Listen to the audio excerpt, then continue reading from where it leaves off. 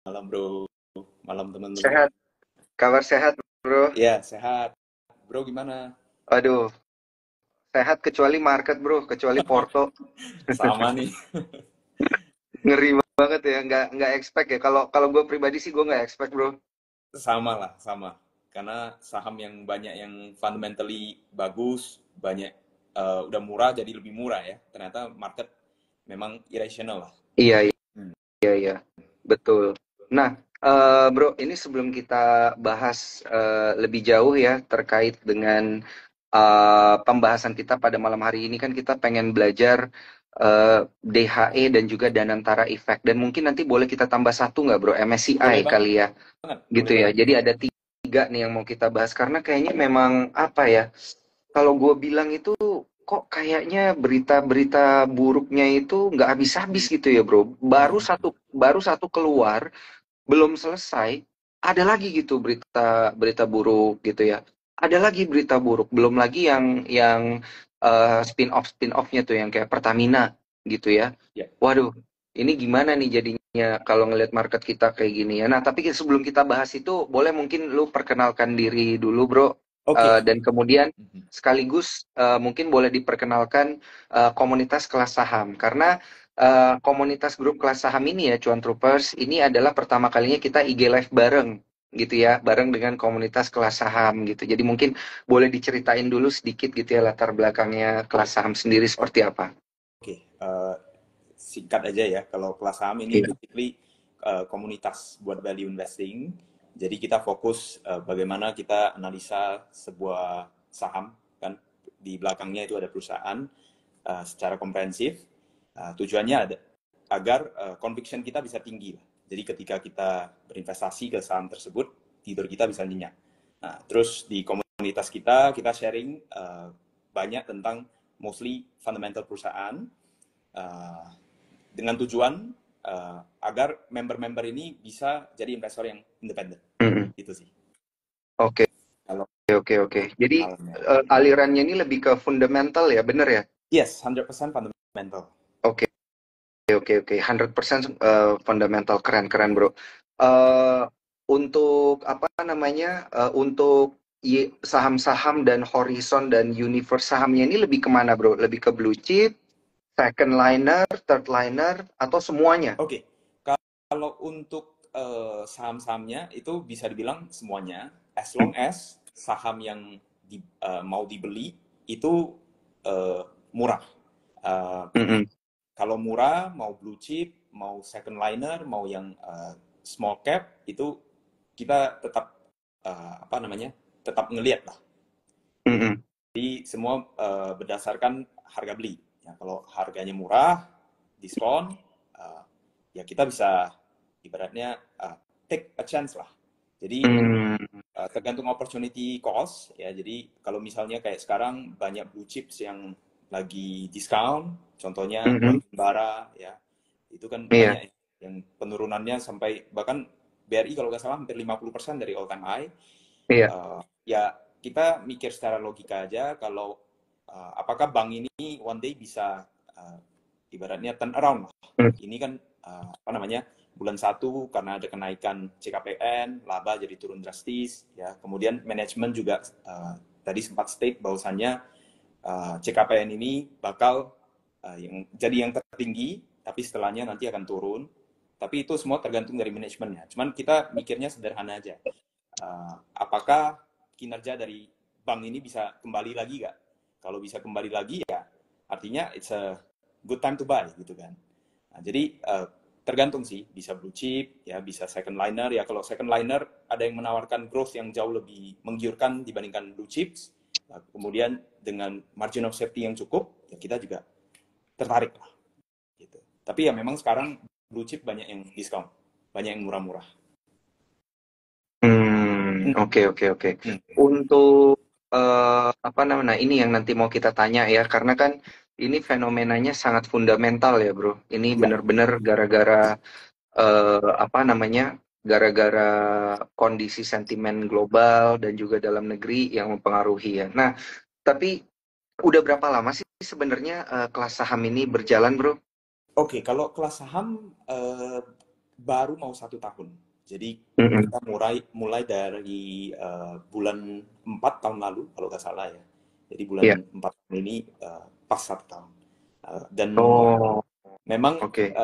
karena memang saya dan partner itu kan full time analysis. Jadi kita kekumpul banyak database, terus kita mikir why not kita share ke teman-teman yang membutuhkan lah. Karena kita sendiri ngerasa terbantu sekali, punya waktu yang cukup untuk analisa, ngumpulin database, sehingga kita punya banyak archive.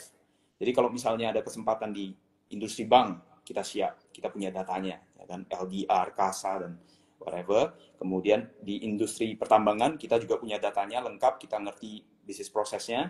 Jadi pengambilan keputusan kalau mau ibaratnya gonta-ganti saham itu cepat, tapi based on fundamental.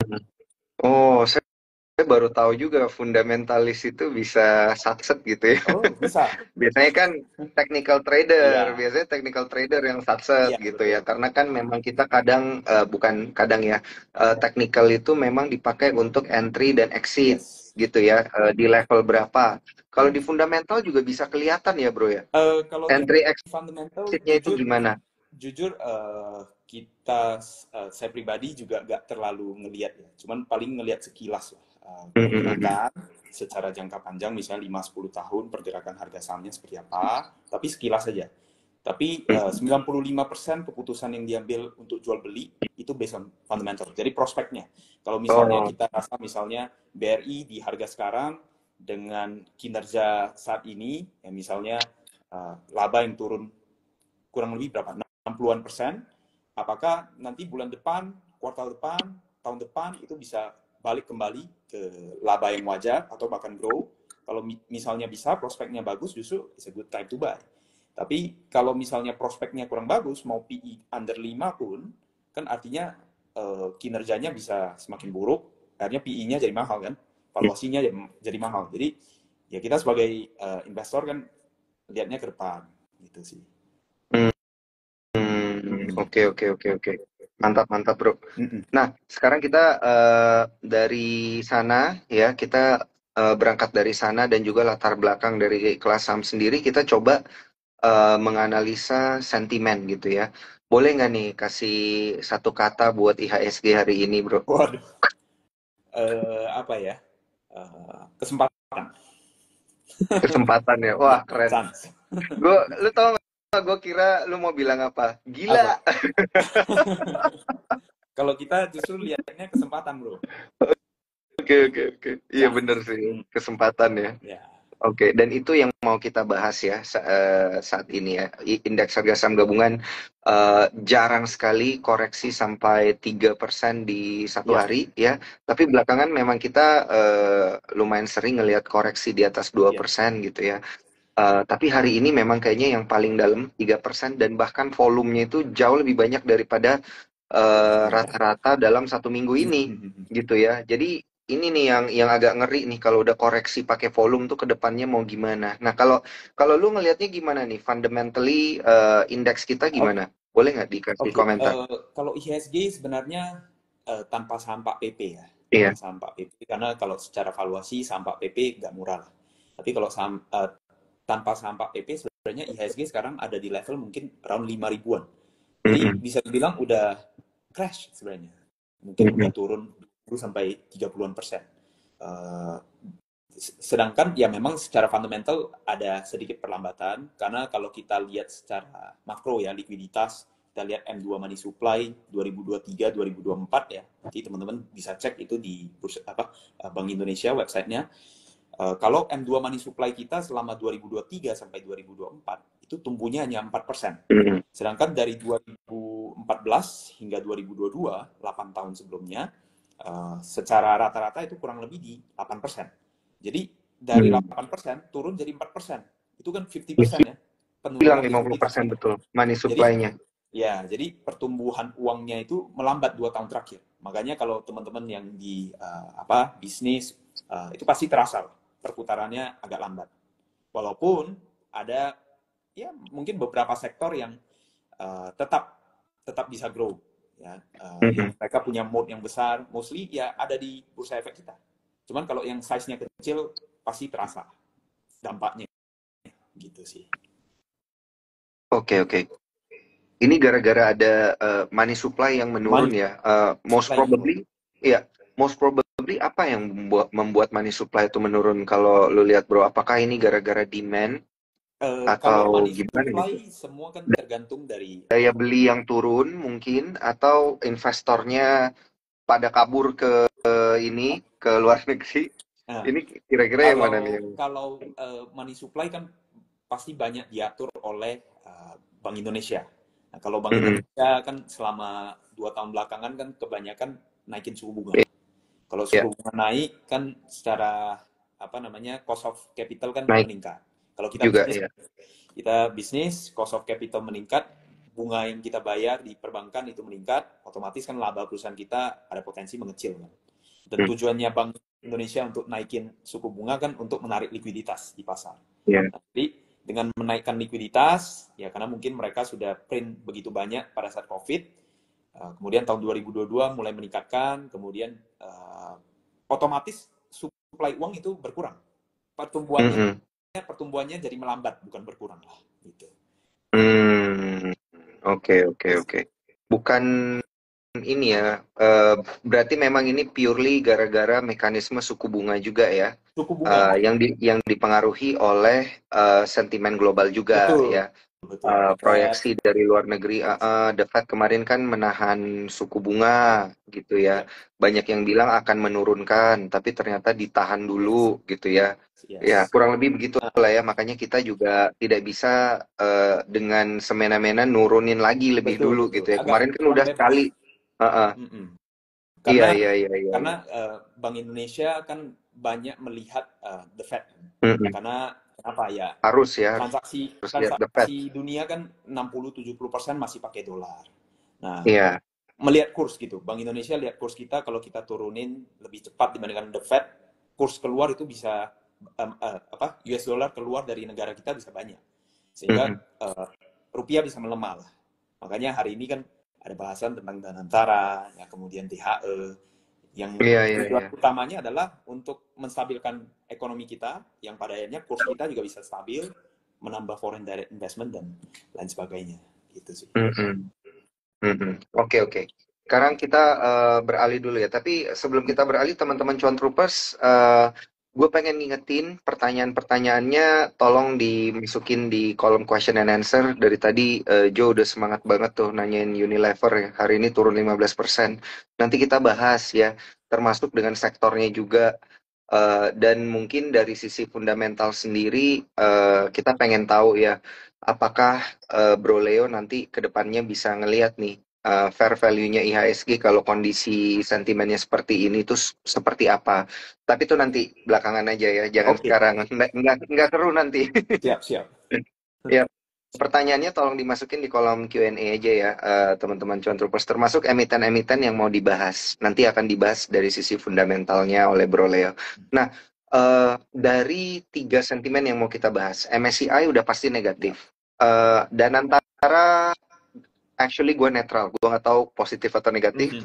DHE, gue juga nggak tahu positif atau negatif karena sepertinya DHE ini apa namanya, di satu sisi dia bisa positif, satu sisi juga dia bisa negatif gitu ya. Sama satu lagi deh gue tambahin yang HBA bro, HBA batubara itu Oh, harga batubara batubara acuan. acuan. Oke. Yang harga kita udah nggak pakai ICI Iya, kan iya, sekarang iya. udah pakai HBA. Ya. Nah, dari keempat ini kalau lu ngelihatnya gimana? Yang mana yang sebenarnya positif menguntungin kita banget gitu? Dari yang empat ini. Kalau Oke. MSCI udah pasti enggak, Ya, MSCI gara-gara dia pasti bilang kita merugikan ya. underweight. Iya. Kalau yang menguntungkan itu udah pasti Danantara dan DHE. Mm, Secara mm, kalau kita mulai dari Danantara ya. Jadi Danantara ini basically SWF lah, Sovereign Wealth mm, Fund, yang iya, seharusnya tujuan dari Sovereign Wealth Fund itu adalah investasi ke luar negeri sebenarnya iya. tujuannya. Cuman ada beberapa Sovereign Wealth Fund itu memang ditujukan untuk ya invest ke dalam negeri saja. Nah, untuk Danantara sendiri memang tujuannya adalah untuk apa namanya invest ke dalam negeri. Mm, Modal awal yang mereka dapatkan kan kurang lebih 20 miliar dolar, itu kurang lebih 300-an triliun. Nah, mm, didapatkan dari mana? Didapatkan dari dividen-dividen BUMN gitu. Jadi basically Danantara ini super holding ya SWF, digabungkanlah nanti seluruh BUMN, tapi sekarang hanya dimasukkan yang masih dimasukkan yang 7 terbesar ya, Bank Himbara, kemudian ada PLKM, PLN, kemudian apa namanya Pertamina, dan holdingnya tambang ya Main ID. Total dari aset yang sudah dimasukkan itu kurang lebih 9 ribuan triliun. Nanti kalau dikonsolidasikan semua itu kurang lebih 14.000 triliun total aset. Nah, dari dividen BUMN tersebut dipakailah untuk diinvestasikan ke proyek dalam negeri. Nah, biasa kan dividen ini dipakai oleh Kementerian Keuangan. Jadi biasa langsung ke Kementerian Keuangan, masuk ke kantong kas negara lah. Dipakai yang memang untuk modal kerja, untuk sehari-hari lah, working capital. Nah, tapi kali ini masuknya langsung ke Danantara. Nah, Danantara ditugaskan untuk ya basically kayak Warren Buffett lah, allocate capital. Nah, cuman allocate capitalnya ini harus bukan hanya mikir profit aja ya.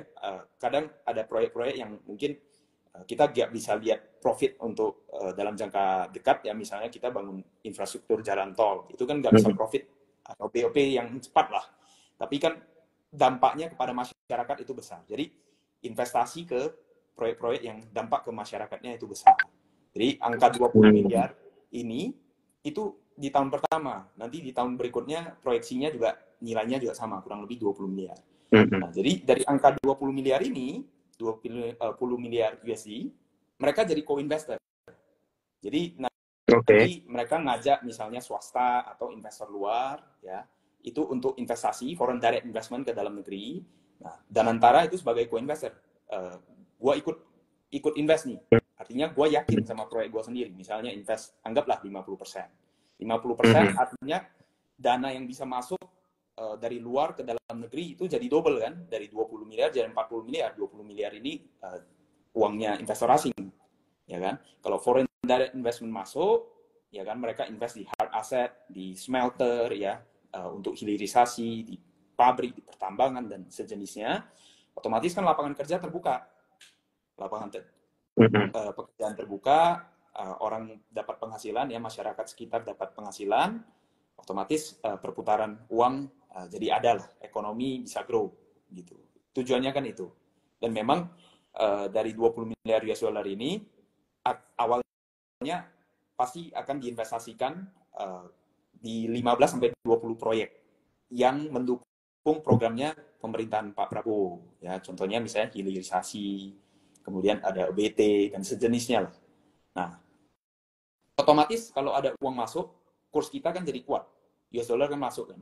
Nah, US dollar masuk, kurs kita kuat, asing masuk ke market itu jadi potensinya jadi lebih besar karena kurs kita kuat. Dan kalau bisa kuatnya itu nggak hanya sementara, kuatnya itu stabil gitu. Jadi misal nih, kalau Broden punya uang 1.000 triliun misalnya sebagai POV-nya investor asing, ya. Kemudian mau invest ke BRI misalnya di harga sekarang, dividen yield udah hampir 10%, ya kan? Tapi di satu sisi kurs kita anggaplah setahun melemah 2-3%, 2 tahun aja melemah 5%. Jadi bersih yang didapat itu berkurang gitu loh. Jadi mereka pasti mikirin kurs juga gitu. Tapi justru yang punya apa namanya conviction terhadap atau keyakinan terhadap ekonomi kita di Indonesia ya sekarang adalah waktunya beli gitu. Nah itu untuk Danantara. Jadi efeknya pasti positif lah untuk market. Nah as long as pengelolanya ini punya integritas yang tinggi. Nah kalau kita lihat yang mengelola kan ada Pak Pandu Syahir sebagai CIO, kemudian Pak Rosan sebagai CEO, kemudian Pak Roni sebagai COO ya. Nah kalau yang profesional di sini cuma Pak Pandu Syahir. Nah, kalau CEO-nya dan COO-nya itu memang ada keterlibatan di pemerintahan. Nah, kalau semakin profesional ya tentu apa namanya makin baik gitu, karena kan konflik of interest-nya berkurang. Iya. Nah, kemudian kalau untuk ya silakan.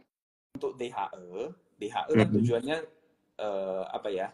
Supaya yang eksportir ya khususnya pertambangan gitu, ketika uang dolarnya masuk itu jangan langsung diinvestasikan ke luar negeri, khususnya di Singapura atau di Hong Kong ya kan. supaya US dollar tetap stay di dalam negeri. Tujuannya kurs kita lebih stabil. Nah, kalau kurs kita lebih stabil, foreign direct investment juga berpotensi masuk lebih besar. Itu secara apa namanya as a whole kita masyarakat diuntungkan. Tapi ya bagi eksportir ini misalnya pertambangan batu bara yang gede, ini pasti ada sedikit dirugikan. Kan perputaran ada kemungkinan jadi lambat kan, Bu. Gitulah. Oh, oke, oke, oke, oke. Perputaran jadi lambat, tapi kan duit yang biasanya ditaruh di luar negeri itu Jadi disimpan di akhirnya dalam negeri. disimpan di dalam negeri selama 1 tahun ya, paling Selama enggak 1 ya. tahun, Nah, mulai 1 Maret. itu kan disimpannya di dalam negeri dalam bentuk dolar. Ya, Nah, interest yang akan mereka dapat itu berapa persen, Bro, oke. untuk DHE? Kalau untuk berapa persennya, gue belum cek, tapi BI udah siapkan lah instrumennya. Kan selama ini kan BI cuman fokusnya ada di SRBI ya, Sekuritas Bank Iya. Indonesia. Nah, sekarang mereka fokuskan untuk yang sekuritas apa? Ya sekuritas falas Bank Indonesia sama suku falas Bank Indonesia. Tujuannya instrumen itu untuk menampung dolar yang masuk nanti gitu. Terus jadi BI menyiapkan tujuannya agar kalau mereka parkir, mereka tetap para pengusaha ini tetap dapat bunga gitu. Nah bunganya berapa besar itu gue belum cek, tapi yang pasti harus menarik gitu. Karena kalau nggak menarik kan Mending apa namanya? taruh di luar negeri Mending katanya ya. di luar negeri dan pengusaha kan bisa komplain gitu. Jadi Iya, I iya, think iya. minimum mirip lah dengan Singapura. Oke, oke, oke. Moga-moga nggak tinggi-tinggi ya ininya. Moga-moga kompetitif lah ya. Ya. Karena kan ngeri juga nih kalau misalnya apa namanya bank-bank di Indonesia harus membayarkan interest tinggi pakai denominasi asing lagi ya. Ya. Pakai dolar lagi, mau muternya di mana gitu kalau pakai dolar dikasih gede-gede bunganya gitu ya. Oke. Nah, Bro, untuk yang DHE ini sendiri kalau lo lihat ya, apakah dia akan berdampak positif signifikan ke IHSG kita nantinya?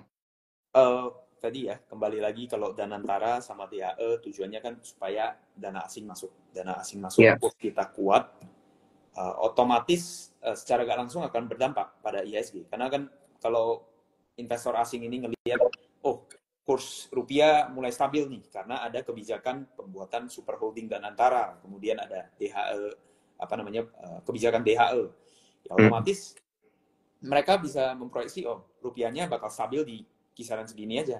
Di satu sisi ada saham yang menawarkan dividen yield hampir 10% yang merupakan salah satu bank terbesar di Indonesia. Oh, bolehlah kita mulai masuk sekarang. Ya pasti akan berdampak terhadap market as a whole. Karena kurs ini sangat-sangat berpengaruh lah terhadap bisnis ataupun apa namanya market as a whole. Oke. Untuk Danantara sendiri ini menarik bro, 14.700 triliunan ya. Itu tuh udah nyaris setara dengan PDB kita ya. PDB kita kan $1 trillion ya. GDP. Nah, Bro, kalau kita lihat apakah semua dana ini wajib diputarkan di dalam negeri atau boleh di luar negeri? Untuk sekarang, untuk tahun pertama dan 20 miliar dolar yang pertama, itu kemarin memang Pak Prabowo bilang akan diinvestasikan ke 15-20 proyek dalam negeri, 100%-nya. Tapi kalau kita berkaca ke SWF lain, misalnya di Malaysia ada yang namanya Khazanah National, ya itu mereka invest ke 60% ke pasar modal. Malaysia ya, SWF-nya Malaysia. Ya, kemudian ada apa namanya Temasek juga yang mengelola BUMN-nya Singapura, itu investnya kalau nggak salah juga di apa namanya di offshore ya, bisnis ya di bisnisnya Singapura juga gitu. Jadi di reinvest di dalam negeri ya. Ke dalam target negeri, utamanya tapi memang. Ada beberapa diinvest ke luar negeri juga. Jadi masing-masing SWF ini punya apa namanya tujuan investasi masing-masing. Kayak misalnya sebenarnya kita ada dua nih, ada INA sama Danantara kan. Kalau misalnya di Singapura ada dua juga, ada Temasek sama GIC. Tapi Iya. dua-dua ini yang ngelola dana dan dividen yang didapatkan itu untuk direinvestasikan.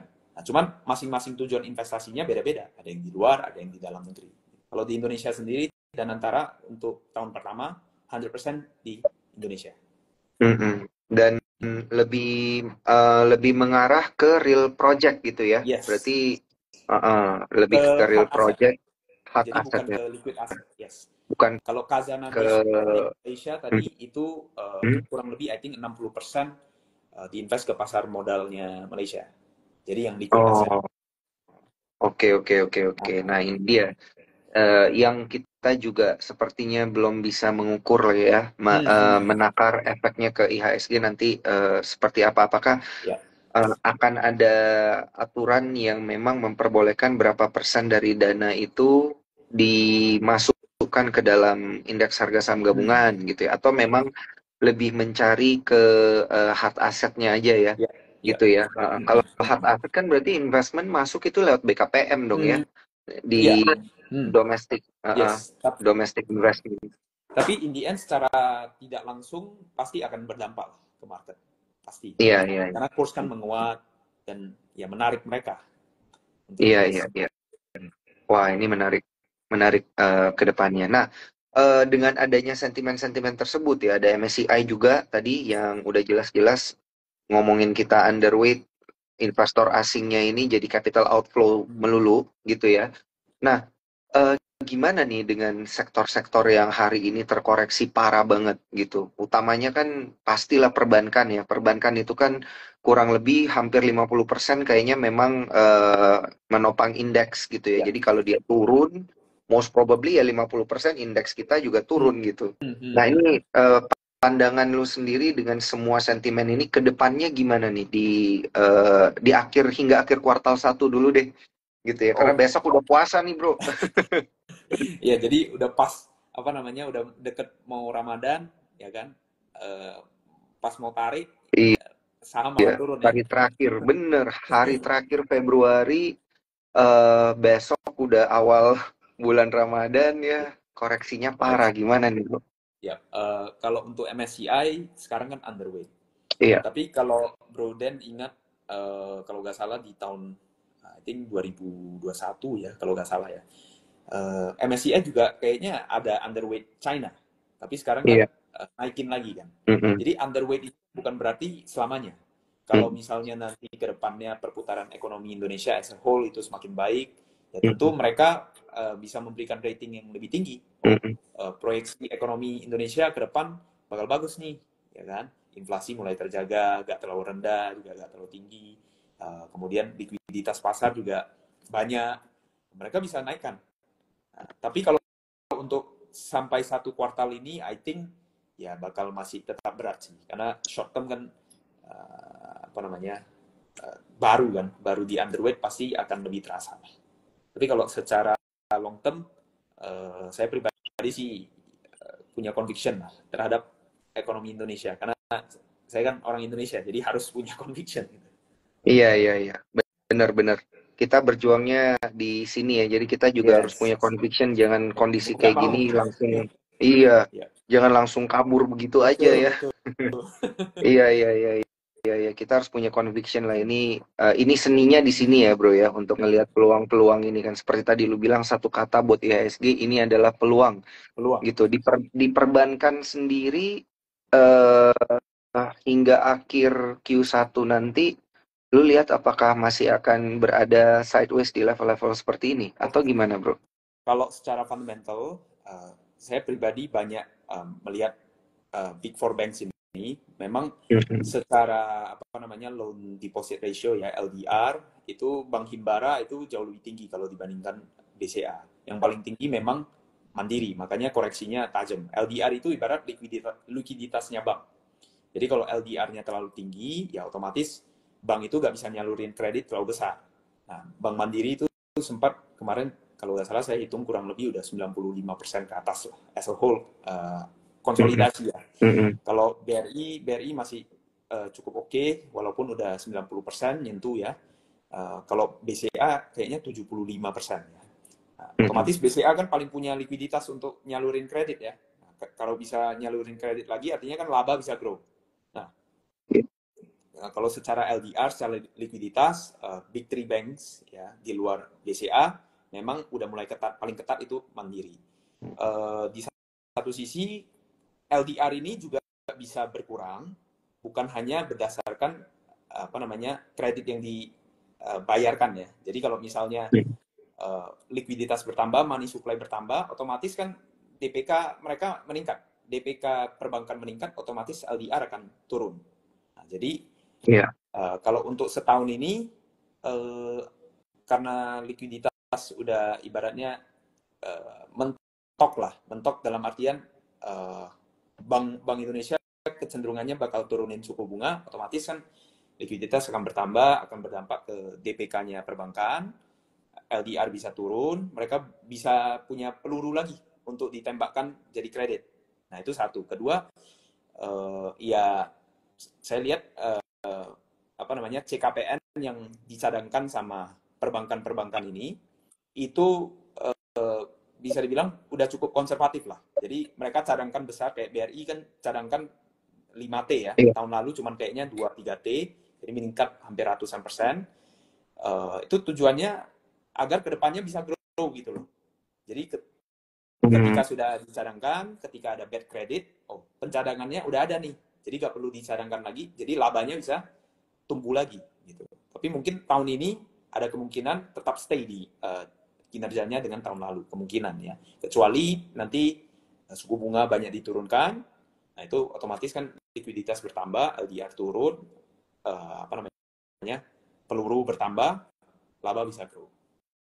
Itu sih. Oh, oke, oke, oke. Nah, kalau dibandingkan dengan bank-bank yang lain gimana nih? BCA, BRI, BNI, Mandiri, Iya, gitu. Karena kan kita lihat penurunannya signifikan ya. Yang paling signifikan, yang paling resilient tadi gue akuin BCA. oke, Penurunannya kayak udah terbatas banget gitu ya. Orang buang yes, barang harganya stay di yes. sana gitu. Orang lepas barang harganya stay di sana. Nah, BRI itu penurunan 7% itu transaksi 2 triliun gitu. Yes. Maksudnya, Gila banget ya. wah itu bener, bener bro. BNI pun juga kurang lebih 5-7%. Mandiri juga cukup resilient ya, udah mulai terbatas gitu penurunannya. Nah ini apakah karena memang dana asing itu selama ini paling banyak ada di BRI, itu satu. Dan yang kedua, kalau kita ngelihat book value wise gitu ya, apakah memang udah dianggap kemahalan banget nih gitu kalau dibandingin dengan BCA dan Mandiri ya buat BRI dan BNI? Oh, enggak. Kalau untuk book value itu saya rasa nggak terlalu mahal ya. Jadi fair lah, Mm-mm. fair. Bisa dibilang untuk size-nya mereka bahkan murah. Seharusnya mereka dinilai lebih book value-nya. Karena kan bayangkan Bro Dan kalau misalnya mau buat bank sebesar itu, misalnya buat bank sebesar BRI, nggak mungkin bisa. Hanya bisa beli Mm-mm. sahamnya. Dan sekarang ditransaksikan kurang lebih di PE 9 dengan apa namanya laba 60T ya. Mm. Dan gua rasa sih 60T itu ke depan minimum bahkan untuk tahun ini. Bisa jadi ada sedikit penurunan, tapi untuk kedepannya mungkin 5 tahun ke depan itu minimum pasti 60T. Nah, dengan laba apa namanya laba stabil di angka 60 sampai 65T itu sekarang cuman PI 9. Artinya kalau bro apa namanya beli saham BRI 9 tahun balik modal. Ya Mm. kita kita mau bisnis sebesar BRI ditransaksikan 9 tahun balik modal. Kayak Mandiri sekarang PI 7, BNI juga PI 7. Jadi 7 tahun balik modal. Itu Mm-mm. ya kita mikir sederhana aja lah. Itu udah pasti murah gitu. Nah, cuman tergantung lagi ke masing-masing diri kita bisa hold-nya seberapa lama. Ya kembali lagi ya harus pakai dana yang memang disiapkan untuk invest lah. Kalau misalnya mau trade ya trade. Kalau nggak bisa hold lama ya harus sesuai trading plan kan. Kan biasa trader Mm-mm. ada trading plan ya. Tapi kalau untuk investment ya sisihkan setiap kali ada penurunan. Terus kita yakin khususnya Big Four ini kan most likely 10 tahun ke depan bakal terus grow ya. Ya. Mengingat kita masyarakat Indonesia 50% masih unbanked. Jadi belum punya rekening bank. Jadi kan potensinya masih sangat besar, ya kan? Jadi ya kalau kita yakin yakin seperti itu, justru sekarang itu chance to buy. Karena kalau kondisinya semua lagi baik-baik aja, nggak mungkin kita bisa beli di harga kayak gini gitu. Iya, Makanya kita iya, iya. sebagai investor harus bisa forward looking lah, apa Mm-mm. namanya, ngelihat prospek. Nah, cuman gimana kita bisa Mm-mm. lihat prospek ya, kita harus mengerti dulu operational bisnis itu bekerja seperti apa. Jadi kita mengerti Iya, bisnis iya. prosesnya, ngerti mode-nya, ngerti competitive advantage-nya, ya kan, bandingin dengan kompetitor, kita baru bisa kurang lebih memproyeksi labanya at least 2 tahun Mm-mm. ke depan itu berapa stabilnya. Mm-mm. Oke. Apakah level-level saat ini tuh level yang tadi kayak lu bilang ya bro ya, memang Ya, sudah cukup murah gitu ya untuk dibeli atau sebenarnya ada harga yang lebih fair lagi gitu oke. Kalau untuk untuk perspektif gua uh, sebagai mm-mm. apa namanya value investor, uh, sebenarnya udah murah banget. Kapan lagi kita bisa beli BRI dividend yield itu 9 sampai 10%. Mm-mm. Deposito itu kayaknya sekarang cuma di angka 2-3% ya kalau BCA ataupun BRI sendiri. Mm. Uh, Kemudian obligasi mungkin ada di angka 7%, ya 6-7%. Itu pun kena pajak 10%, deposito 20%. Ini kita dapat dividen 9% sampai 10%, nol pajak kalau Mm-mm. kita reinvestasikan 3 tahun kan. Kapan Mm. lagi gitu loh. Langka Iya, iya, iya. Iya. momen-momen seperti ini. Bisa dibilang ini udah mendekati COVID valuasinya. Atau bahkan Levelnya, iya, sudah iya, COVID. Hmm. iya, iya, iya, Karena iya, iya. karena saya ingat gue pada saat COVID BRI 2020 itu drop dividen yield 7% doang. Sekarang Hmm, 9%. Jadi ya, dari iya, iya, iya. sana bisa bisa udah bisa tahu lah bahwasanya ini murah banget gitu. Gue Cuman lagi kembali ya. mikir Nah, buat siap-siap top up bro hari Senin. wah, mantap kalau ada cash sih enak banget nih untuk belanja-belanja. Ini Banyak ini diskon. disclaimer on ya teman-teman Ya. ya. Disclaimer on, keputusan jual beli ada di tangan masing-masing teman-teman cuan troopers karena gue personally setuju dengan yang dibilang oleh Bro Leo ya, ada peluang dan ini memang agak jarang-jarang terjadi gitu. Cuman strateginya ini yang harus diatur ya. Jangan langsung beli di satu harga gitu ya. Mungkin jangan langsung masukin udah di satu harga satu emiten Ya, pula ya. gitu ya. Jadi harus ada diversifikasi karena kan yang koreksi ini juga emiten-emiten blue chip semua gitu ya. Ada banyak emiten blue chipnya. Contoh, kalau kita lihat tadi ada pertanyaannya Joe, Unilever ya. Unilever 1.000 harganya hari ini, koreksi 15%. Nah, kalau emiten ini menurut lu gimana? Fundamentally, is it fundamentally not attractive atau memang dia udah selesai aja growth story-nya atau Nah, gimana, bro? kalau fundamental itu kan banyak ya artinya, Iya, termasuk iya. salah satunya growth. Mm-mm. Tapi kalau secara balance sheet, secara apa, Unilever itu secara laporan keuangan very good, sangat bagus. Cuman secara growth memang udah terbatas dan bahkan potensi turunnya jauh lebih besar. Kenapa ya? Karena Unilever kan marketnya hanya di Indonesia. Mereka bukan brand asli Iya. Indonesia, mereka brand asli dari luar. Kemudian ya ibaratnya ada franchise di Indonesia, buka pabrik di sini dan distribusi, sehingga udah terbatas. Terbatas dalam artian ya hampir semua masyarakat di Indonesia itu pasti salah satunya pasti ada menggunakan salah satu dari produk Unilever. Nah dari sana kan Mm-mm. kita tahu growth-nya ini udah terbatas. Nah sedangkan pada saat apa namanya Unilever sedang ditransaksikan di level 10.000 itu kalau nggak salah PI-nya ada di kisaran 40 sampai bahkan hampir hampir 50 ya. Jadi kalau Mm-mm. kita anggap PI 50, kalau kita keluar uang 100 miliar, ya yang kita bisa ekspektasikan hanya 2,5 miliar kan setiap Mm. tahunnya, 2,5%. Jadi ya teman-teman di sini coba mikirkan, apakah kalau kita bayar bisnis dengan valuasi PI Iya. 40, kita dapat 2,5%, puas gak? Ya, itu tergantung Mm. masing-masing perspektif ya. Nah, untuk sekarang, Mm-mm. kalau nggak salah, PI-nya ada di kisaran kayaknya 12 atau berapa ya, atau 10 ya. Tapi, kalau dengan proyek, apa namanya, prospek yang kecenderungannya turun, ya otomatis PI sekarang jadi nggak murah juga gitu. Kalau kinerjanya turun kan PI bisa naik ya. Jadi Iya, kita betul. kita harus cari yang oke PI-nya Karena tinggi, earningnya tapi ke turun depan ya. kinerjanya bisa grow, PI hari ini jadi murah gitu. Iya, iya, iya, iya, iya. Iya, iya. Sesederhana itu lah kalau kita lihat PI ratio ya. Jadi Jadi kalau Nah, secara mm, fundamental, secara balance sheet, laporan keuangan Unilever very good. Cuma secara prospek memang agak kurang. Nah, kalau misalnya kita bandingkan dengan perusahaan yang asli brand Indonesia dan punya market di luar Indonesia, contohnya Indomie, mm, mm, ICBP, ya mm, itu mm. masih punya story growth ya, karena Iya, memang di iya. Indonesia mereka pegang pangsa pasar 70%. Tapi kan mereka masih bisa apa namanya ekspansi keluar karena brand asli Indonesia. Nah, itu kita masih bisa invest jangka panjang gitu. Hmm, oke, oke, oke. Bro, sorry banget karena Ya, keterbatasan waktu. Gue mau tanya dua pertanyaan terakhir. oke, oke, Yang siap. yang pertama adalah eh, stock pick dari lo dan juga kelas saham Oke.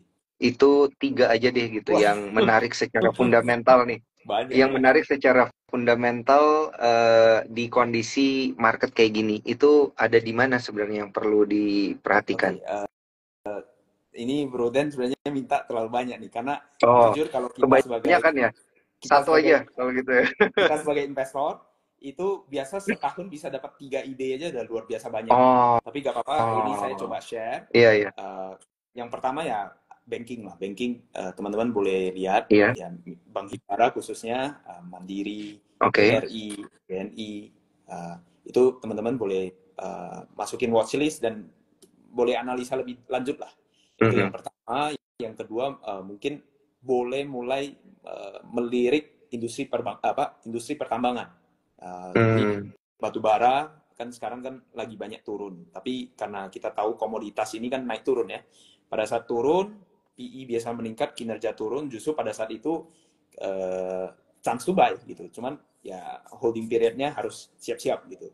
Dan kita untuk supaya kita bisa pegang lebih lama ya kita pastikan mereka bagi dividen yang besar gitu. Jadi misalnya 10-15%. Jadi walaupun harga saham nggak kemana-mana, kita dapat cash flow dari dividen. Itu yang kedua. Yang ketiga itu spesifik ke sektor teknologi. Ya, sektor teknologi dalam hal ini teman-teman boleh melihat MSTI, ya Master System Infotama, di mana perusahaan ini mhm, banyak klien-kliennya 50% atau pendapatannya 50% itu datang dari bank-bank besar sama Bank Indonesia. Jadi MSTI ini sistem integrator lah. Sistem integrator yang apa namanya masukin data center, yang masukin chip AI ya, termasuk ke mhm.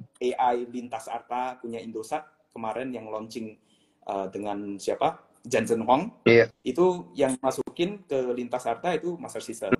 Nah, untuk Hmm, sektor teknologi ya, MSTI sama MTDL. MTDL itu juga ada bisnis unit sistem integratornya. Itu iya. dua sih kalau untuk sektor teknologi. Jadi yang pertama perbankan, kemudian pertama Mhm. bara sama yang teknologi tapi khususnya dua saham itu. Tapi kembali lagi Mantap. ini semua disclaimer on, semua harus Iya. analisa secara apa namanya mandiri dan komprehensif lah, bener-bener gitu. Iya, dan mungkin untuk informasi detail berkaitan dengan apa namanya informasi emiten-emiten ini, kalau ada yang mau nanya lebih detail bisa langsung aja ke kelas saham ya, karena kan kelas saham dan Sukor sekarang kita sudah saling membantu dalam satu grup gitu ya. Jadi nanti bisa bisa ditanya ke kelas saham detailnya seperti apa, dan kemudian apabila ingin membuka akun juga bisa tanya ke Sukor atau ke kelas saham gitu ya, karena nanti tentunya akan kita bantu gitu ya supaya bisa lebih cuan lah di tahun 2025 ini. Amin. Sukor bareng kelas saham gitu. Oke. Satu pertanyaan terakhir berkaitan dengan yang tadi fair value-nya IHSG. Oke. Nah, gimana lu ngelihatnya? Apakah 6270 ini udah kemurahan gitu indeksnya atau Uh, gimana ini, Bro? jujur karena indeks harga saham gabungan, namanya gabungan kan. Kita kalau mau Mm-mm. nilai agak sulit. Kenapa? Karena di dalamnya ada perusahaan-perusahaan ini kayak misalnya saham Pak PP itu kan Mm-mm. valuasinya mahal ya. Jadi kayak naiknya itu kita nggak tahu berdasarkan apa sebenarnya. Jadi kalau secara IHSG dengan ada sahamnya Pak PP ya jadi nggak murah. Tapi Iya. kalau misalnya hilangkan saham Pak PP walaupun nggak mungkin ya, IHSG sekarang Mm-mm. lagi di apa namanya valuasi yang murah lah secara Mm. track record. Nah, cuman kedepannya kalau kita yakin terhadap ekonomi Indonesia, ya apa namanya, pasti IHSG bakal terus grow in the long run. Iya, iya, iya. Wajar lah ya koreksi seperti ini Ya, terjadi. Cyclical kita bilangnya ya, yes, terjadi, dan apa yang ada di bawah nggak akan selalu ada di bawah. Mungkin ya ada kita waktunya tinggal pasti tunggu naik lagi. momentumnya. Ya, Tapi tadi Bro Leo juga sudah menyebutkan ada beberapa emiten yang akan mendorong kenaikan ini yang menarik gitu ya yes, ke depannya, di tengah sentimen yang kayaknya ini sentimennya negatif semua. iya, iya. Dan tentunya teman-teman kalau mau nanya lebih jauh lagi bisa juga ke Instagramnya Sukor, DM aja mau nanya tentang technical atau fundamental. Join melalui eform.sukorsekuritas.com, buka akun, kemudian bisa langsung join ke Telegramnya kita. Telegramnya Sukor itu umum ya, semua orang bisa join, tapi linknya hanya bisa didapatkan ketika menjadi nasabah. Nah, di sana nanti kalau mau nanya-nanya langsung kita jawab semuanya gitu ya. Ini ada yang nanya nih, kapan ada acara Sukor dan kelas saham? Nah, 15 gimana? Maret ini nanti kita ada apa Yes. namanya, acara bareng Sukor. Jadi teman-teman yang mau hadir itu pastikan harus punya RDN Sukor dulu. Nah, Iya. pembahasan yang kita bakal bahas itu adalah tentang bumi ya. Jadi bumi ini Mm-mm. tahun ini seharusnya punya story yang menarik sekali dari kuasi reorganisasinya lah, yang akan dilakukan oleh manajemen.